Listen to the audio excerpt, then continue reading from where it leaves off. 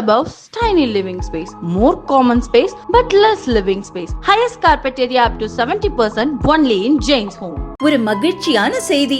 இதயம் நலனையின் விலை லிட்டருக்கு ரூபாய் 105 குறைஞ்சிருக்கு. செப்டம்பர் 2023ல 1 லிட்டர் இதயம் நலனையின் அதிகபட்ச விலை ரூபாய் 503. ஆனா இப்ப 1 லிட்டர் இதயம் நலனையின் விலை ரூபாய் 398 மட்டும்தான் தமிழ்நாட்டுல. அப்ப இனிமே எல்லாரும் இதயம் நலனை வாங்கலாம் இல்ல? வரும் சட்டசபை தேர்தலில் வென்று எப்படியாவது ஆட்சியை தக்க வைத்துவிட வேண்டுமென ஸ்டாலினும், எதைச் செய்தாவது திமுக ஆட்சி அமைப்பதை தடுக்க வேண்டுமென அமித்ஷாவும் அரசியல் அரங்கில் காய்களை நகர்த்தி வருகின்றனர். 2011 சட்டசபை தேர்தலுக்கு முன்பாக திமுகவை தோற்கடிக்க முடியாது என்ற எண்ணமே பலரிடம் இருந்தது. அதிமுகவிடம் கூட்டணி வலிமையும் இல்லை. 2009 லோக்சபா தேர்தலில் அதிமுக கூட்டணியில் போட்டியிட்ட பாமக திடீரென திமுக கூட்டணியில் இணைந்தது.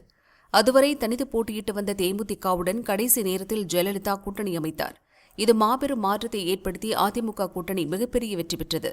அதேபோல 2026 சட்டசபை தேர்தலுக்கு ஓராண்டுக்கு முன்பே அதிமுக கூட்டணியை உறுதி செய்துள்ள அமித்ஷா 2011 தேமுதிக போல இப்போது 8% ஓட்டுகளை உறுதி செய்துள்ள நாம் தமிழர் கட்சி அல்லது விஜயின் தாவேகாவுடன் கூட்டணி அமைக்க முயற்சி எடுத்துள்ளார்.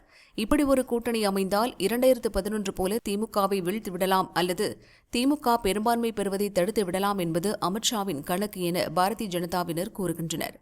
தமிழக அரசியலில் இதுவரை யாரும் எடுக்காத முடிவை 2016 சட்டசபை தேர்தலில் ஜெயலலிதா எடுத்தார். 234 தொகுதிகளிலும் அதிமுகவின் இரட்டை இலை சின்னத்திலேயே வேட்பாளர்களை நிறுத்தி வென்று காட்டினார்.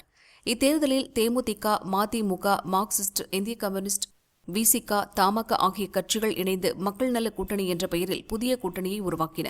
இக்கூட்டணி தோல்வியடைந்தது. ஆனாலும் ஆளுங்கட்சிக்கு எதிரான ஓட்டுகள் பிரிந்து 1% ஓட்டு வித்தியாசத்தில் அதிமுகவை ஆட்சிக்கு வந்தது. மக்கள் நல கூட்டணியை உருவாக்கியதே ஜெயலலிதாதான். அக்கூட்டணி திமுக கூட்டணி ஓட்டுகளை பிரிப்பதால் தான் தனித்து நின்றே வென்றுவிடலாம் என கணக்கிட்டு ஜெயலலிதா அதை செய்தார் என பேசப்பட்டது. ஜெயலலிதா வழியில் வரும் சட்டசபை தேர்தலில் ஒரு கூட்டணியை உருவாக்கும் முயற்சியில் முதல்வர் ஸ்டாலின் மறைமுகமாக களமிறங்கியிருப்பதாக கூறப்படுகிறது. தாவேகா தனித்து போட்டியிடும் பட்சத்தில் அவர்களுடன் சில கட்சிகள் இணையும் போது இயல்பாகவே 2026 மக்கள் நல கூட்டணியாக அது இருக்கும் என திமுக நினைக்கிறது.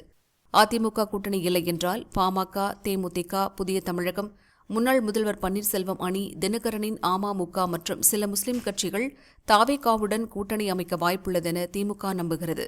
அதற்கான முயற்சிகளையும் திரைமறைவில் மேற்கொள்ள திமுக திட்டமிட்டுள்ளது. அடுத்தடுத்த மாதங்களில் தமிழக அரசியல் அரங்கில் அதற்கான காட்சிகள் அரங்கேறும் என திமுகவினர் கூறுகின்றனர்.